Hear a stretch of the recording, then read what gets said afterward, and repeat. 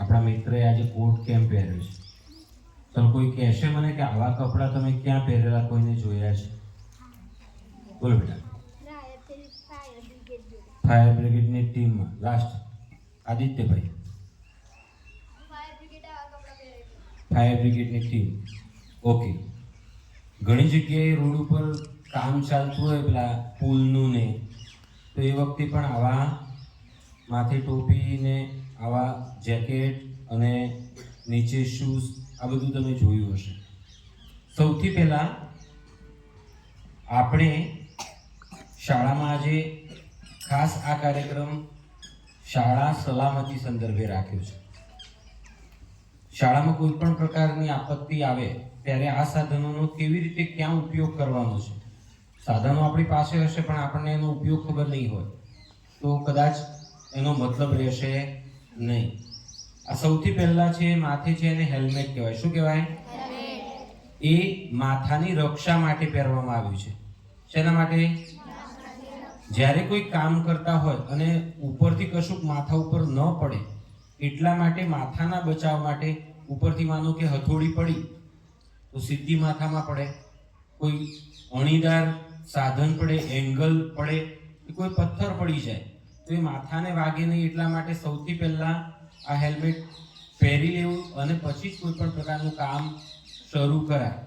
એ પછી છે આ જેકેટ.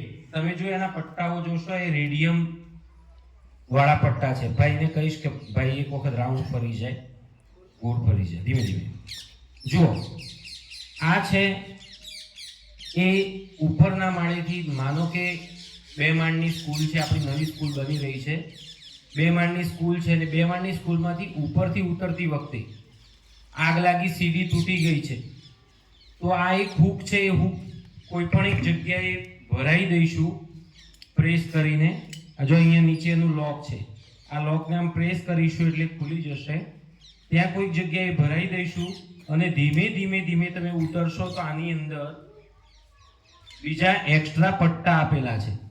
એ તમને એક પછી એક ધીમે ધીમે પટ્ટો ખુલતો જશે અને તમે સહેજ પણ ઝડપ વગર નીચે સલામત રીતે ઉતરી શકશો.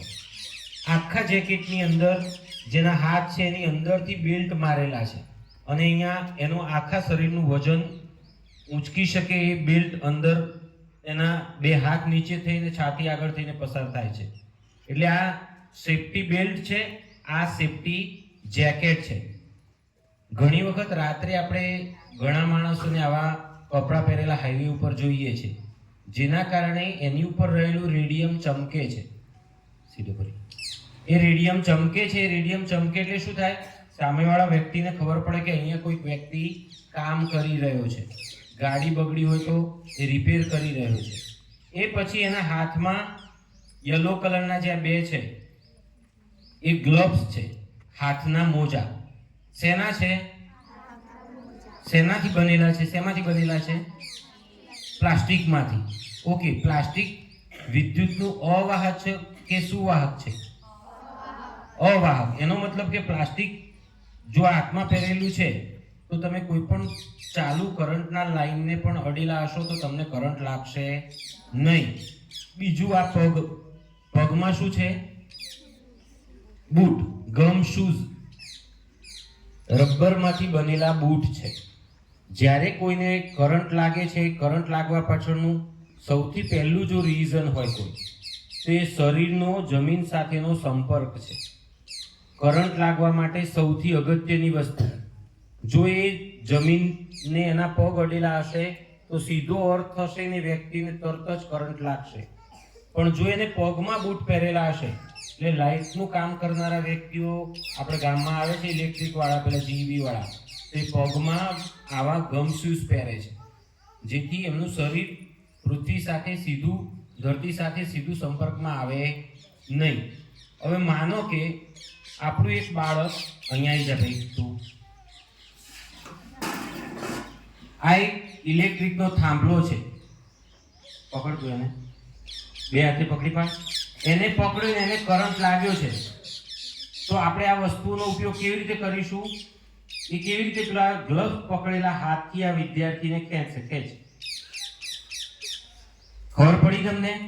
એ વિદ્યાર્થી અહીંયા અડેલો છે અને જો હું એને આ ગ્લવ્સ પહેર્યા વગર સ્પર્શ કરીશ તો મને પણ કરંટ લાગશે, પણ એને ગ્લવ્સ પહેરેલા છે એટલે જે જગ્યાએ ધીમે રહીને એને ખેંચશે તે વ્યક્તિ ત્યાંથી પુલ પરથી છૂટો પડી જશે.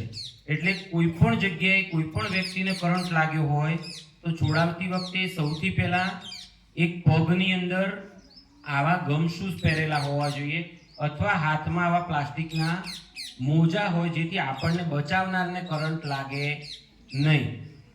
ચોમાસાની અંદર ખાસ ચારે બાજુ પાણી હોય, એ પાણી ભરાયેલું હોય એટલે શું થાય, ઝડપથી અર્થ પકડી લે અને વ્યક્તિને ચોમાસામાં સૌથી વધારે કરંટ લાગે છે. થાંભલાઓ પણ પલળેલા હોય, નીચેની જમીન પણ પલળેલી હોય અને ત્યાં ક્યાંક અર્થ લાગેલો હોય એ કરંટ નીચો સીધો જમીન ઉપર આવે. શાળામાંથી જતું બાળક તોફાન મસ્તી કરતું કરતું થાંભલે જેવું વળે અને એને કરંટ લાગે. એટલા માટે આપણી સેફટી માટે આપણી શાળામાં આપણે આ સ્પેશિયલ કીટ વસાવી લીધી છે. તમારા ઘરે મર્સિડીઝ કાર હોય, ચાવી ઘરમાં હોય ને ચલાવતા ના આવડતી હોય અને ઘરના કોઈક સભ્યને એટેક આવે તો એ મર્સિડીઝ કાર લાખોની તમારા ઘેર હશે તો પણ કોઈ કામની રહેશે નહીં. આ સાધનો આપણી શાળા કક્ષાએ ઉપલબ્ધ છે, પણ એનો ઉપયોગ જ્યાં સુધી આપણને ખબર નહીં પડે ત્યાં સુધી આપણે એનું મહત્વ સમજી શકીશું નહીં. આ છે હેલ્મેટ, આ છે લાઈફ જેકેટ, આ છે ગ્લવ્સ અને આ છે ગમ શૂઝ. આ વસ્તુઓનો ઉપયોગ જ્યારે ક્યારે અહીંયા અથવા બહાર ક્યાંય કોઈ પણ જગ્યાએ આપણે કોઈકને બચાવવા જઈ રહ્યા હોય ત્યારે આપણી પાસે આટલી સેફટી હોવી જોઈએ. બેસી જતો છું. આ 2 બોટલો શાળામાં છે, એને શું કહેવાય છે? Fire extinguisher. ગુજરાતીમાં બહુ સાદી ભાષામાં કહીએ તો અગ્નિશામક.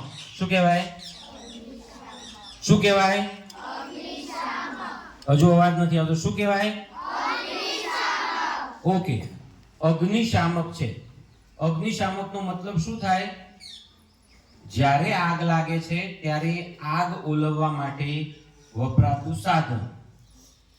એમાં જુઓ અહીંયા એક આ પ્રેસ કી છે પણ એની વચ્ચે પ્લાસ્ટિકની નિપ્પલ મારેલી છે. જ્યાં સુધી આ લોક ખુલશે નહીં, આ પ્લાસ્ટિકની કડી બહાર નહીં આવે ત્યાં સુધી આ બોટલ યુઝ કરવા માટે એની કી પ્રેસ થઈ શકશે નહીં.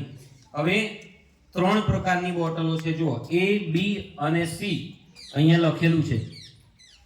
આ લખેલું છે જુઓ A, B, C. એ પ્રકારની બોટલ શેના માટે વપરાય છે? તો એ કહે છે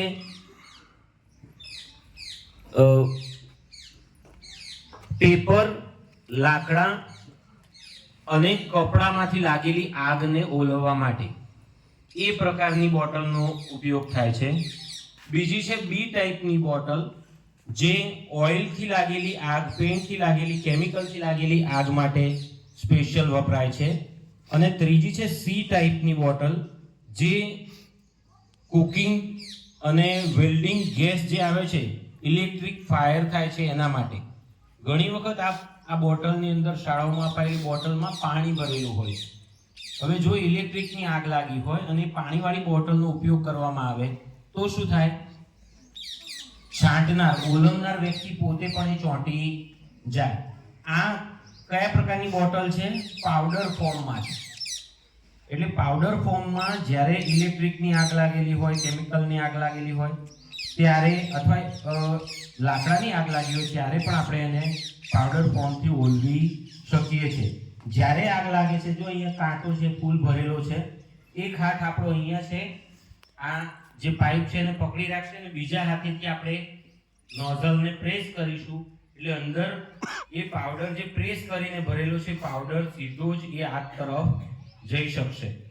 પણ આ બોટલ પણ આપણે પકડી રાખવી પડશે અને વાયર પણ આપણે પાઇપ પણ આપણે પકડી રાખવું પડશે. આ 2 બોટલો જે તે રૂમમાં છે. બીજું, જ્યારે પણ આપણને એવું લાગે કે શાળા કેમ્પસની અંદર કોઈકને કરંટ લાગ્યું છે તો આપણે સૌથી પહેલા શું કરીશું? આપણે મેઇન સ્વિચ બંધ કરી દઈશું. મેઇન સ્વિચ બંધ કરી દઈશું એટલે પાવર સપ્લાય આખી શાળામાં બંધ થઈ જશે. એટલે પહેલાં આપણા ઘરમાં પણ જ્યાં કોઈને કરંટ લાગે એ જગ્યાએ આવેલી મેઇન સ્વિચ સૌથી પહેલાં બંધ કરી દેવાની. અને એ મેઇન સ્વિચ કેવી હશે? હાઈટ ઉપર હશે, કદાચ તમે પહોંચી શકશો નહીં. ત્યારે આપણી પાસે સૂકી લાકડી હોવી ખૂબ જરૂરી છે. એ સૂકી લાકડી હશે તો કરંટ આપણને લાગશે નહીં. એટલે સૌથી પહેલા એવી આપણી અહીંયા જો શાળામાં ખૂણામાં મેઇન સ્વિચ છે, વર્ગોમાં પણ એવી નાની નાની મેઇન સ્વિચો આપેલી છે. એ બંધ કરશો એટલે વર્ગ પૂરતી પણ લાઈટ બંધ થઈ જાય. ઘણી વખત ઘણા અકસ્માતો આપણી આંખો સામે બને છે. એ વખતે આપણને એવું સૂચતું નથી કે એક ક્ષણે આપણે એ વ્યક્તિને કેવી રીતે બચાવી શકીએ. શાળા સલામતીની ખૂબ અગત્યની આ વસ્તુઓ તમારા સાથે શેર કરી છે. આશા રાખું કે આવી આપત્તિ શાળામાં કે બહાર કોઈ પણ જગ્યાએ આવે ત્યારે આપણે સૌથી પહેલા આપણી પોતાની બચાવતા પહેલા આપણી પોતાની સાવચેતી ધ્યાનમાં રાખીએ. બીજું, ગેસ લીકેજ થવાની ઘટનાઓ બહુ જ બને છે. આપણા ઘરમાં જે ગેસ છે અથવા આપણા મધ્યાહન ભોજનમાં જે ગેસની બોટલ છે એમાં એલપીજી નામનો ગેસ છે.